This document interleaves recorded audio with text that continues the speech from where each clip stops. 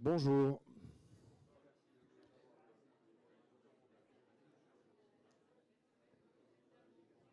Écoutons ces murmures et ces témoignages venus du lieu de recueillement, conçu par Michelangelo Pistoletto, assisté de son ami architecte Giorgio Ferraris, à l'Institut Paoli Calmette à Marseille. Écoutons ces prières aussi de ceux qui viennent et pratiquent régulièrement dans ce lieu de recueillement.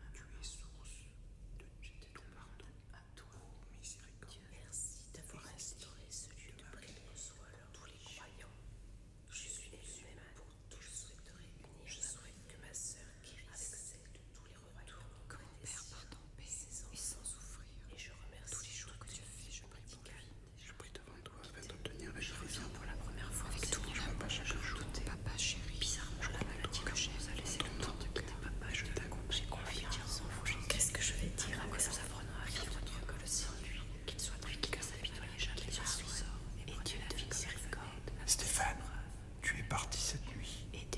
Tu nous manques. Mais on est soulagé de ne plus te voir souffrir. Seigneur, encore une fois, tu nous mets à l'épreuve. Qu'attends-tu de nous? Nous sommes-nous condamnés à vivre dans l'instant? Je te promets de profiter au maximum. Le bonheur que tu nous as donné est si éphémère. Il n'y a pas d'âge pour mourir. Prends soin de mon mari. Merci pour tout, Seigneur. Aujourd'hui, je vais bien et je puis souhaiter l'anniversaire de mes enfants, 7 et 9 ans. Et chaque moment de plaisir, je les partagerai avec toi. Repose en paix. C'est l'heure de venir chercher notre petite fille bien-aimée. 5 ans de courage et de prière. Maintenant qu'elle repose en paix, s'il vous plaît. Merci. Ma maladie m'a permis de voir le sens de ma vie. Merci pour toutes tes grâces. Merci. Bénis aussi tous les autres malades et leurs familles, ainsi que tous les soignants si dévoués. Sois béni, Seigneur. Seigneur, faites que ma cousine Virginie ne souffre pas. La maladie va l'emporter. C'est l'ultime séance de traitement aujourd'hui. Faites, Seigneur, que la maladie soit derrière nous. Je viens d'apprendre ce que j'ai comme mal. Pourquoi cette rechute? Je ne comprends pas. Pourquoi tant de complications après tant d'espoir? Pourquoi moi? Aidez-nous. J'ai peur. Atrocement peur. Toi, là-haut, fais-moi signe. Dis-moi seulement comment me comporter dignement.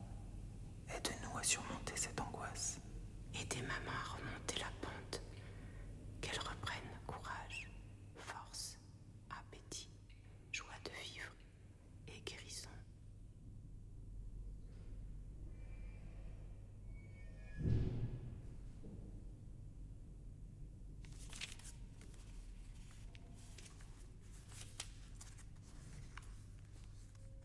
Voilà, je me suis juré de ne jamais écrire ici. Mon frère est parti après 3 ans de combat, de souffrance, avec ce cancer qui est très rare à 25 ans. Je venais souvent ici pour trouver de la lumière, un léger souffle, un brin d'air, une lueur d'espoir. La raison l'a emporté sur lui, un jeune de 25 ans, prêt à tout pour survivre, prêt à vouloir vivre avec ce cancer et avoir une famille, des enfants. Maintenant, tu as choisi une autre voie, et c'est tout à ton honneur. Tous les médecins, les infirmiers, services médicaux, bref, tout l'IPC te connaissait. Tout IPC était avec toi. Quant à moi, je vais trouver une autre force, mais loin de là, où je souhaite à tous ceux qui souffrent d'avoir ce courage, cette force d'aller de l'avant. Ne perdez jamais espoir, qui que vous soyez. Ne gardez que du positif. Chassez tous les maux que vous croiserez un jour. Je t'aime, mon frère. Merci pour ce court passage dans cette vie. Que toutes les religions donnent force, courage, guérison à tous ceux qui combattent le cancer. J'accompagne mon mari, atteint d'un cancer en stade 4. Le chemin est difficile. La vie n'est plus la même. La maladie nous brise. J'ai un fils de 11 ans. Aidez nos malades et leurs accompagnants. Dans cet endroit, nos religions s'unissent. Elles sont toutes belles. Quel que soit ton Dieu, quel que soit le mien, tu es mon frère. Et cette foi qui nous anime doit nous le rappeler sans cesse. Merci à vous, mon Dieu. Je viens régulièrement dans ce lieu de prière, d'apaisement. Il me réconforte au milieu de la tourmente. J'y ai vécu mes paix, mes joies, joie d'être en vie. Merci encore. Merci pour ce lieu de prière. Qu'Allah guérisse tous ces patients malades, s'il a décidé le contraire, qu'il les fasse moins souffrir. Merci pour ce lieu. Je suis athée, mais je viens assez régulièrement m'y reposer l'esprit. Courage à tous. Merci pour cet espace qui nous dit l'essentiel. Bravo pour la dimension interreligieuse du lieu. Que des lieux existent pour la prière des croyants. Que les hommes qui se savent égaux dans la souffrance brisent les murs de séparation entre leurs églises, puis entre leurs religions. Acclamons la parole de Dieu. Louange à toi, Seigneur Jésus. Au nom d'Allah, le miséricordieux, le très miséricordieux. Ô Allah, guéris tous les malades. Toi le puissant, nous te le demandons et nous espérons ton aide et nous demandons ton pardon. Nous allons dire ensemble cette prière du Notre Père, cette prière qui nous fait famille, qui nous fait une grande famille unie et porteur d'un grand message qui nous dépasse, que nous puissions à travers cette prière demander au Seigneur d'être ces signes vivants d'amour et de tendresse dans le monde aujourd'hui. Et puis nous intercédons pour tous nos malades. Ô Allah, ô miséricordieux, aie pitié de ma mère, de mon père, de ma sœur, mon frère, et de tous les malades avec miséricorde. Daigne leur accorder le rétablissement. Souviens-toi aussi de nos frères et sœurs qui se sont endormis dans l'espérance de la résurrection et de tous les hommes qui ont quitté cette vie. Nous pouvons dire à haute voix des prénoms de personnes qui sont décédées. Gina. Jean. Michel, Martine. Marcel. Ô Allah, aie pitié de tes serviteurs. Reçois-les dans ta lumière auprès de toi. Sur nous tous, enfin, nous implorons ta bonté pour nos frères et sœurs malades, dont nous pouvons aussi les citer. Colette, Martine, Bernadette, Viviane,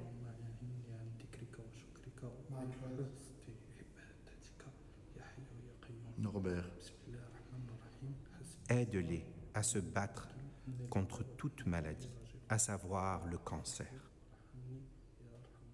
Par lui, avec lui et en lui, à toi Dieu le Père Tout-Puissant, dans l'unité du Saint-Esprit, tout honneur et toute gloire pour les siècles des siècles. Amen. Amin. Seigneur, je m'abandonne à toi dans la confiance, toi qui habites chaque jour de ma vie. Sois à mes côtés durant cette épreuve que je traverse. Merci Seigneur pour ton amour et ta fidélité. Amen. Seigneur, je prie devant toi afin d'obtenir la guérison. Je me bats chaque jour. Je crois en toi, en ton nom, et je t'aime. Merci Marie de veiller sur moi pour que je puisse profiter de mes fils et que je puisse connaître mon petit-fils qui naîtra en fin d'année. Merci de soulager la souffrance pour tous. C'est pas facile, mais aide-nous à nous battre sans baisser les bras. Aide-nous à supporter ces difficultés. Aide tous ces malades et donne courage et espoir à leur famille. Une pensée pour les patients seuls qui n'ont pas de visite. Que Allah vous aide à surmonter Merci Seigneur pour l'espoir que tu nous donnes. Merci Seigneur pour l'intervention de notre sœur qui s'est bien passée et dont les suites ne seront pas aussi handicapantes que ce qu'elle risquait d'être. Merci à tout le personnel soignant de cet établissement qui côtoie tant de grands malades et au service aumônerie. En ces jours difficiles, je remercie tous ces donneurs bénévoles qui sauvent des vies. Bénis-les, Seigneur, donne-nous force, courage, protège-nous du mal, accorde la guérison à ceux que nous aimons. Je remercie le personnel qui nous accompagne de leur soutien et surtout une dame qui m'aide chaque jour depuis 10 mois. Elle est là, son sourire, son écoute, sa gentillesse. Elle s'occupe de nous tous alors qu'elle fait un des métiers les plus durs avec une douceur quand elle arrive pour faire ma chambre. Elle fait souvent sécher mes larmes. Merci jolie dame que la vie m'a fait rencontrer dans cette dure et longue maladie. اللهم اشفي مرضانا رحمتك رحمتك رحمتك إنك قادر على كل شيء. Allah, je souffre de voir ma mère souffrir. Elle est tellement belle, tellement gentille, et je l'aime tellement. Je m'en remets à toi pour son destin et notre destin. Je prie chaque minute pour ma mère. J'ai déjà perdu mon frère et je sais qu'il est à tes côtés. Mais j'aimerais tellement vivre encore de bons moments avec ma mère. Allah, tout est entre tes mains. C'est toi qui décideras de chacune de nos vies. Aide-nous à surmonter cette épreuve. Allah est grand.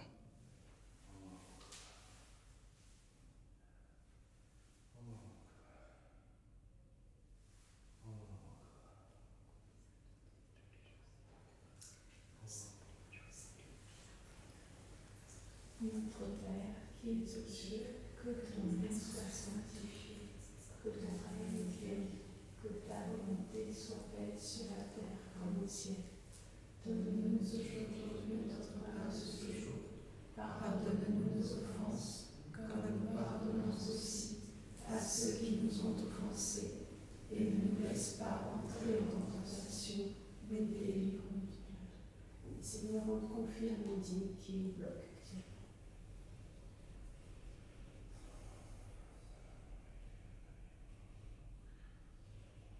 Seigneur, mon mari va me quitter. Je suis tellement fatiguée, je dors plus. J'ai été hospitalisée en psychiatrie pour dépression. Surtout qu'il ne souffre plus. Priez pour mes enfants et pour moi. J'ai trop mal, mais je crois qu'il y a une vie après la mort. Mourir, oui. Mais vivre encore un peu, ce serait bien. Bon Dieu, si vraiment tu es là, protège-moi de ce monde pourri, dégueulasse. Je suis dégoûtée de la vie. Protège mes enfants et mon homme de la maladie.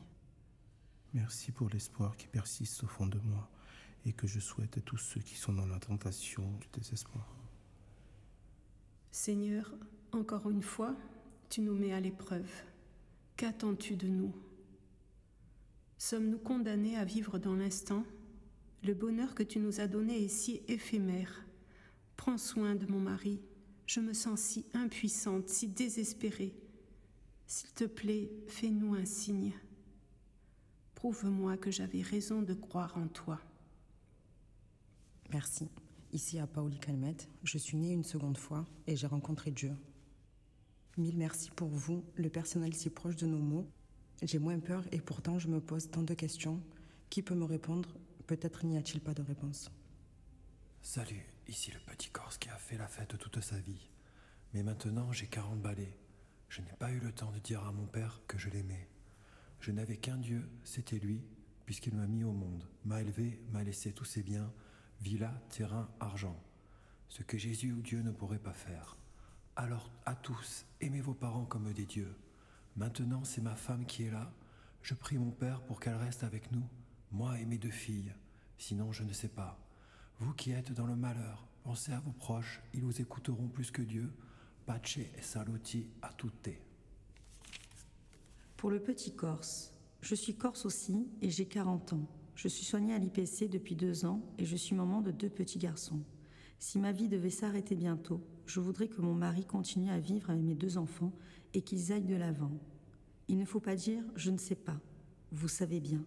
Les enfants ont besoin de vous, de nous et aussi un peu de foi, car tout n'a pas d'explication scientifique et c'est tellement rassurant de penser que tout ne s'arrête pas lorsqu'on ferme les yeux. une maman malade qui croit en Dieu, mais qui n'a jamais pratiqué de religion. Merci à vous tous, soignants et amis. Je reviens dans ce lieu paisible de recueillement. Je ne suis pas guéri, mais je suis soigné et je suis en vie. C'est beau, c'est grand. Courage à vous tous qui lirez ces lignes en venant ici. Gardez la pêche et battez-vous. Vous n'êtes pas seuls. Je vous embrasse très fraternellement. Ça aurait pu être pire. Merci le ciel. Courage à tous, un athée de passage dans ce lieu de recueillement. Qu'Allah protège tous les malades, qu'il leur redonne la santé. Qu'Allah protège mon frère, qu'il guérisse du mal, Inch'Allah. Ils sont venus dans les larmes, qu'ils retournent dans la joie et la gratitude au milieu des leurs. Accorde, Seigneur, toute grâce aux médecins et au personnel hospitalier. Bénis les mains des chirurgiens. Merci, merci, Dieu, et le même pour tous. Maman, que la paix règne sur le monde, que l'humanité soit débarrassée de cette noirceur qui obscurcit son horizon. Que tous les peuples soient frères et dans le respect mutuel. Que la science fasse des pas de géant dans la recherche contre le cancer. Merci pour cette rémission. Que le bonheur d'être en vie ne m'abandonne jamais et qu'il guide mon chemin.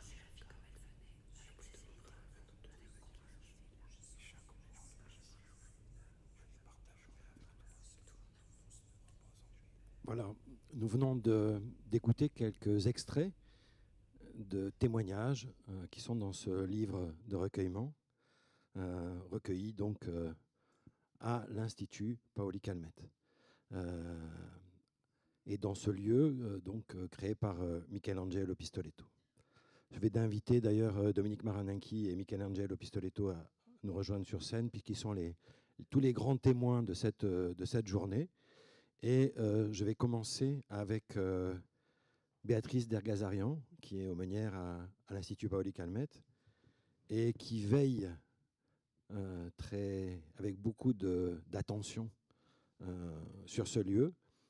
C'est notamment elle qui a rendu possible ces enregistrements faits par Clément Lemarié, et donc cette création sonore qui nous invite à entrer dans ce lieu de recueillement. Alors je sais que c'est parfois difficile à écouter, Béatrice, mais j'aimerais savoir comment vous entendez ces voix, vous au fond qui faites vivre ce lieu, puisqu'il y a des cérémonies, on a entendu, des cérémonies catholiques, des cérémonies musulmanes, qui sont principalement d'ailleurs dans les pratiques des chrétiens et des musulmans, et sans doute aussi des athées qui viennent. Les bouddhistes et les juifs le pratiquent un peu moins. Donc comment est-ce que vous entendez ces voix? Qu'est-ce que, quand je vous ai fait passer cet enregistrement, donc cette création sonore, vous m'avez dit, j'entends des choses que je ne m'étais pas rendu compte, au fond, de l'écho ou de la résonance que pouvaient avoir ces voix, ces témoignages dans ce lieu. Béatrice. Alors, comment j'entends ces voix? Déjà, c'est vraiment un condensé de moi, ce que je peux vivre au quotidien dans cet institut-là. Ça dit l'essentiel, en fait. Vous avez entendu, quoi. Ce sont des cris des fois de désespoir, ce sont des cris des fois d'espérance. Je crois que c'est une intensité de l'humanité là qui est là. On est au cœur de ce qui nous fait hommes, de ce qui nous fait femmes, de ce qui nous relie. Voilà. Je trouve ça très fort, en tout cas. Je ne sais pas vous, mais moi, voilà. Limite, il n'y a rien à dire après, quoi. S'il y a des choses à dire, parce que beaucoup de gens qui sont là aujourd'hui, on est très heureux de vous accueillir, ne sont pas forcément allés découvrir ce lieu de recueillement et cette œuvre autour du mètre cube d'infini dont nous allons parler. C'est un lieu qui est incarné, c'est un lieu vivant. Et ce qui, moi, j'ai découvert avec vous, c'est aussi que c'est un lieu aussi bien pour les patients que pour les soignants. Vous m'avez notamment, quand on est à l'enregistrement, on a dit qu'il y avait 3 soignants qui avaient accompagné une jeune fille qui malheureusement est disparue. Et donc, ils avaient besoin de se retrouver dans ce lieu. C'est un lieu qui nous permet, quand on vit des choses en tant que proche des malades, en tant que soignant, en tant que voilà, dans cette au plus près de la souffrance, et quand quelquefois c'est trop lourd, j'ai bien vu que c'était un lieu qui nous permet de rester debout, qui nous permet de rester debout et de pouvoir reprendre souffle. Effectivement, c'est 3 soignants qui sont pas pratiquants du tout et pas plus spirituels que ça, en tout cas. Ont accompagné une jeune femme pendant longtemps, très investie dans la relation, et d'un coup, quand elle est décédée, ils se sont dit c'est pas possible, quoi. On peut pas passer à autre chose sans faire quelque chose, quoi. Et donc ils sont venus dans ce lieu-là, tous les 3, et puis ils ont déposé un mot, ils sont restés en silence, et voilà. Et donc ce lieu permet ça. Moi, je sais que, alors je peux peut-être parler de moi. C'est pas très intéressant, mais bon, voilà, quand même. Pour le faire vivre. Moi, je sais que ce cube-là, voilà, le fait que ce soit une pierre volcanique qui tienne droit, qui est là, quoi qu'il se passe, quand tout est dévasté, quand je rencontre des gens qui sont effondrés, famille, patients, mais effondrés, et que moi, je dois rester debout. Je dois rester debout, donc je reste debout. Mais après je peux venir dans ce lieu pour reprendre voilà, cette solidité qui est un tuteur finalement, qui est un vrai soutien pour moi, qui me dit, ben voilà, ça tient. Il y a quelque chose qui tient dans ce chaos-là. Voilà. Ça tient. Ça nous maintient debout. On va voir tout à l'heure en image le lieu, mais j'aimerais, pour commencer, Michelangelo Pistoletto, d'avoir aussi votre retour sur comment vous avez entendu ces témoignages. Je sais que vous avez lu que Dominique Marinenchi vous a apporté ce livret du livre de recueillement qui montre que c'est un lieu habité, incarné, vivant. Et donc, à travers cette histoire qui date maintenant de 24 ans, comment est-ce que vous revenez? Je sais que c'est un lieu qui compte dans votre parcours d'artiste. Et donc, il y a le mètre cube d'infini que l'on voit là, mais il y a aussi toutes les alvéoles de prière. Donc, comment est-ce que ces témoignages font écho? Est-ce que ça répond finalement aux espoirs, aux attentes que vous aviez quand vous avez créé ce lieu en 2000? Moi, je suis tellement heureux que tout ça se passe. Et parce que quand on a commencé, on ne savait pas qu'est-ce que ça aurait été. Hein? Maintenant, aujourd'hui, on sait déjà, on sait, après 24 ans, hein, c'est trop bas? Non, c'est pas. C'est pour le... Hein? Ça va? Ah ben, ça peut... Qu'est-ce que s'est passé? Et donc, c'est les témoignages qui sont là, qui montrent qu'on avait bien raison de penser en lieu où pas seulement l'individu seul, pas seulement une religion seule, un système technique ou idéal seul, mais une quantité, une communauté de personnes, une communauté d'activités techniques qui est la technologie qui a développé entre-temps, hein, dans la recherche pour la guérison. Et donc, tout ça ensemble, je vois, se réunit dans ce petit livre. Hein? Parce que tout ça est fait pour des êtres humains qui pensent, qui souffrent. La souffrance fait partie de la pensée. C'est vrai qu'un animal souffre, mais l'être humain souffre et pense la souffrance. ça double la souffrance. Ça produit une souffrance mentale, pas seulement de la douleur physique. La douleur physique est augmentée et je pourrais dire multipliée par la pensée. Là, c'est un lieu où on a l'impression que ça soigne l'âme. L'âme. Quand on écoute les témoignages de Béatrice, y compris pour des soignants, à l'épreuve de moments vraiment difficiles. Oui, mais l'âme, qu'est-ce que ça signifie, l'âme? L'âme. L'invisible. L'invisible, mais il est invisible, mais ça existe. C'est-à-dire, nous avons un corps, mais nous avons la pensée et la parole, par exemple. Hein. Quand je parle, je produis des mots, une signification à travers ces mots. Cette signification ne reste pas isolée du monde, entre dans le monde, touche la parole et la pensée des autres. Donc, c'est ça que ma parole devient l'âme qui touche à l'âme de tout le monde. La parole, la pensée, tout ça, c'est l'âme. C'est quelque chose qui dépasse la figure humaine physique. C'est ça, l'âme. Hein? C'est quelque chose qui va au-delà du physique, mais qui reste dans une situation qui est toujours liée à la physicité de l'existence. Sans la physicité de l'être humain, on n'aurait pas la pensée.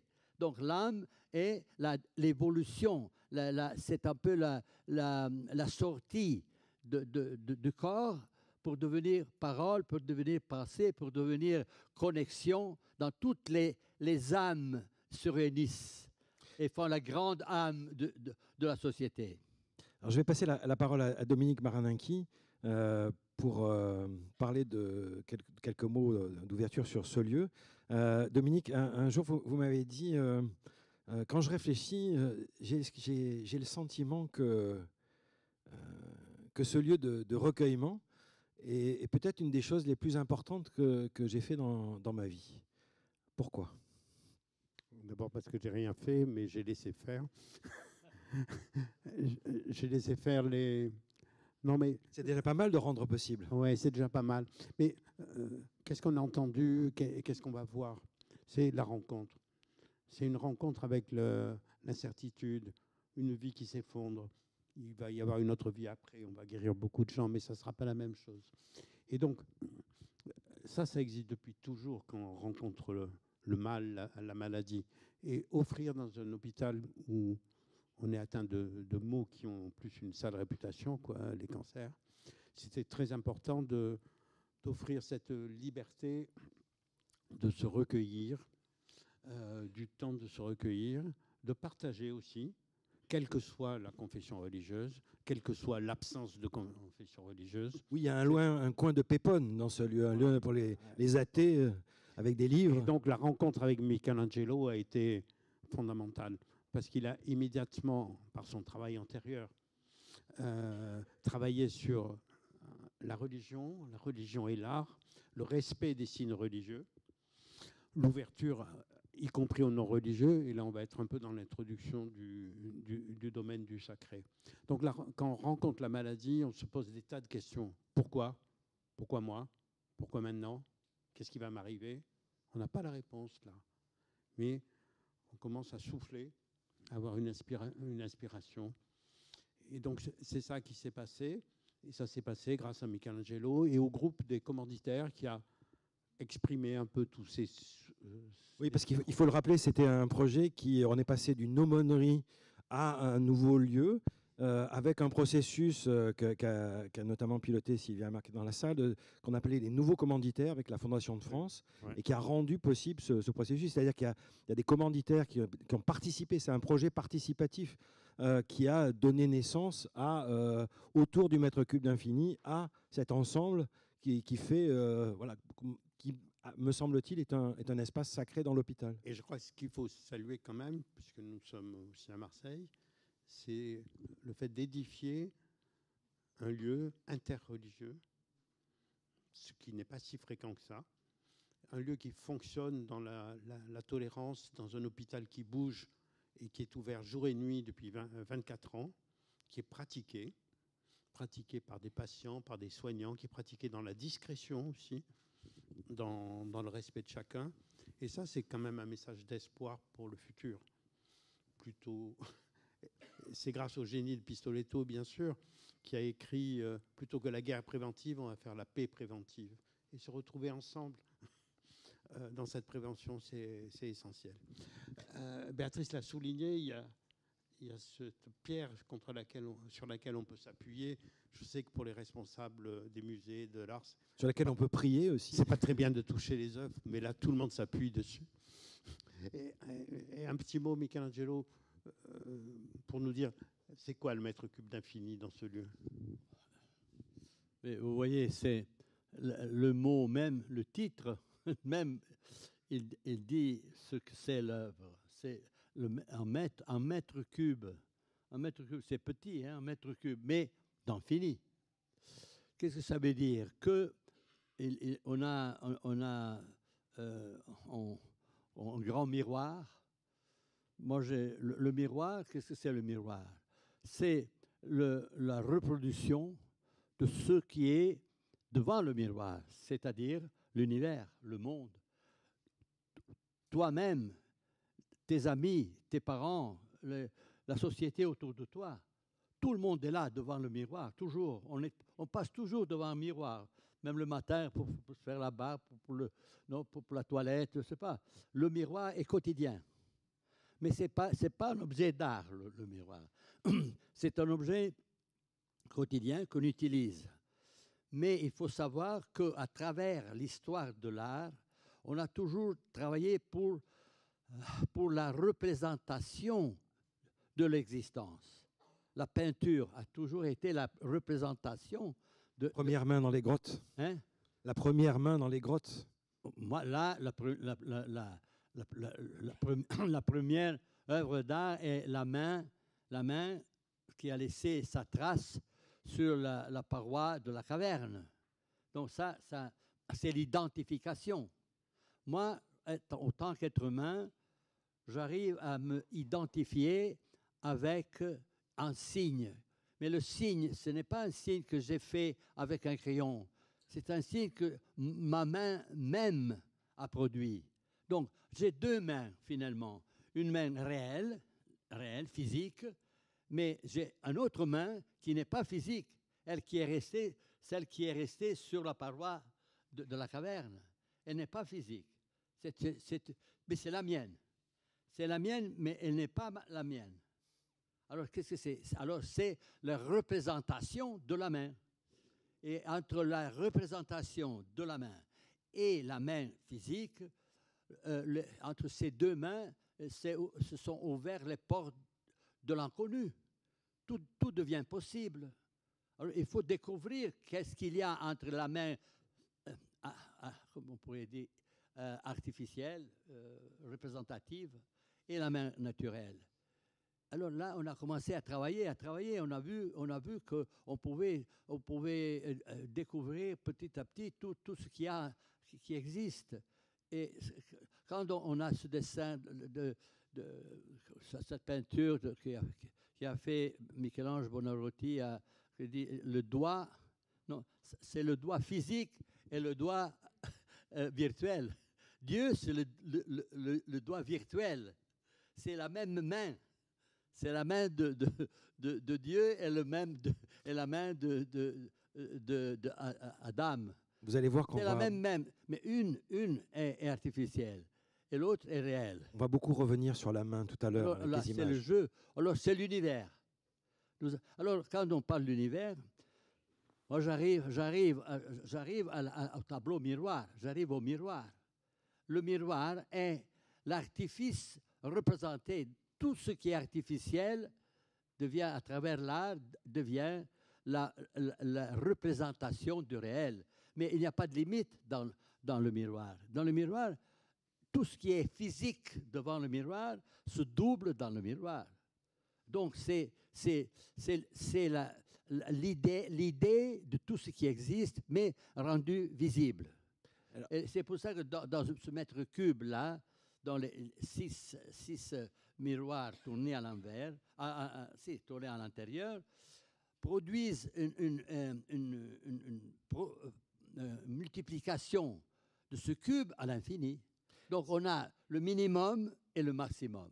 Si vous voulez bien, on va le voir maintenant.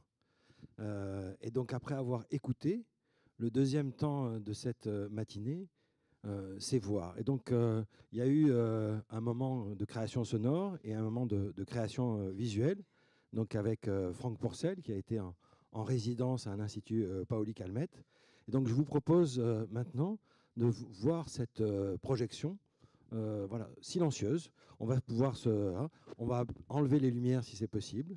Et nous allons donc voir ce mètre cube d'infini et ce lieu de recueillement, ainsi que l'Institut Paoli Calmette.